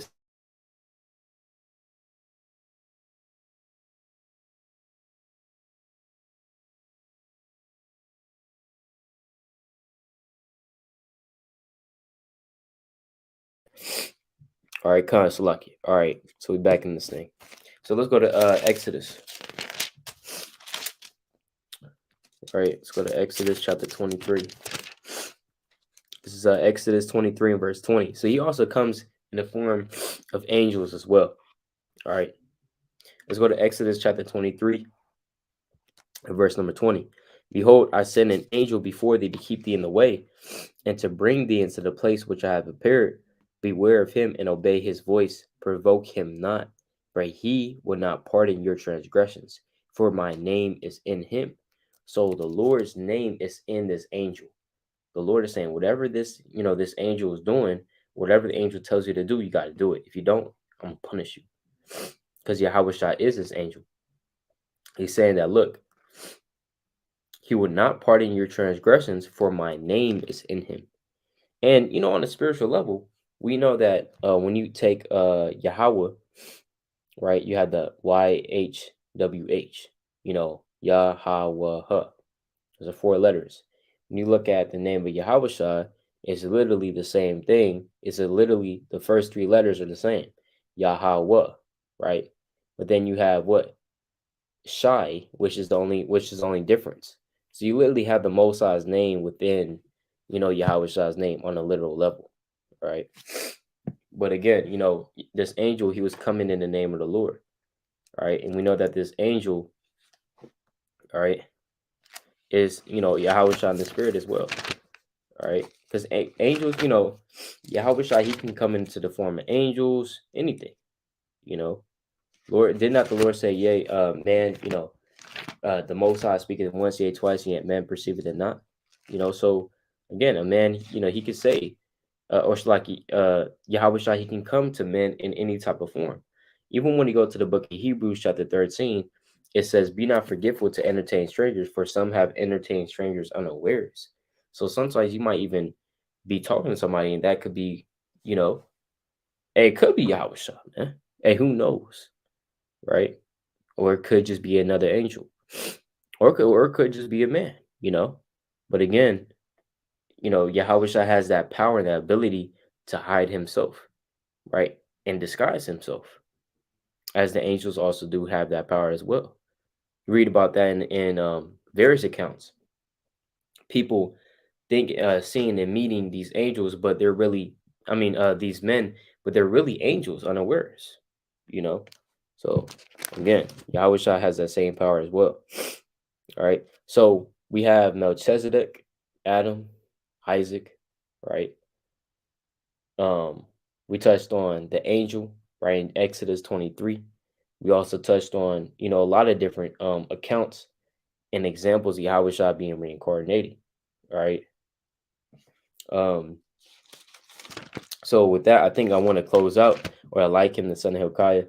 So yeah, again, and we read about Yahushua all throughout the Bible, because again, in Hebrews 10 and verse 7, it says that, look, we delight to do as well, because this book is written of the Lord. You know what I'm saying? Guess what? Yahushua is the word, man. So he's going to be everywhere in this book, not just in Matthew. Not just in Matthew, Mark, Luke, and John, and Revelation. That's it. That's the only places you could read about Yahawashi, the Son of the Most High. No, and he's in other places as well. All right. So with that, all praises to Yahawashi. We are kind of nearing our time through the Spirit.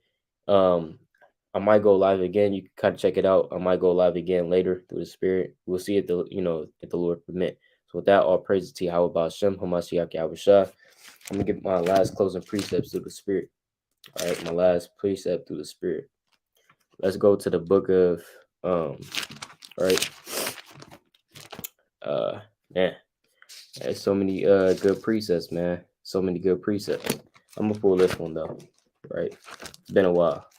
We gotta always be reading this precept. This is Revelation chapter 22 and verse number 11. Verse 10. And he said unto me, seal not the sayings of the prophecy of this book, for the time is at hand. He that is unjust, let him be unjust still. And he which is filthy, let him be filthy still. And he that is righteous, let him be righteous still. And he that is holy, let him be holy still. So guess what, man? People of the world, they want to be unjust. They want to be filthy, right? In this world, let them be just. Let them be Let them be unjust, man. Let them be Let them be filthy, man. You brought them this truth. You taught them about the truth, man. They don't want to accept it. They're just mocking at you. They're just confounded at the fact that you're following Yahawashi. The Lord said, look, if you want to be unjust, just let him be unjust. You want to be filthy, go ahead, just be filthy. But it says what? And he that is righteous, let him be righteous still. If you're righteous, you know what I'm saying? Let's continue to be righteous, And he that is holy, let him be holy still. And behold, I come quickly, and my reward is with me to give every man according as his work shall be. So again, Yahawashi is going to send his son Yahawashi to reward every man according to his work. So, again, it's about our works, man. Your faith is nothing without your works, and your works is nothing without that faith. These go hand in hand, and with these, we'll be able to see the salvation of our Lord, man. Lord willing, each and every one of us. That's what it says in the book of 2 Ezra, chapter 9 and verse 7 on down. So with that, all praise Yahawashi. The water greatly appreciate the support. The water for tuning in. Kwame Ashala. Shabbat Shalom. Shalom.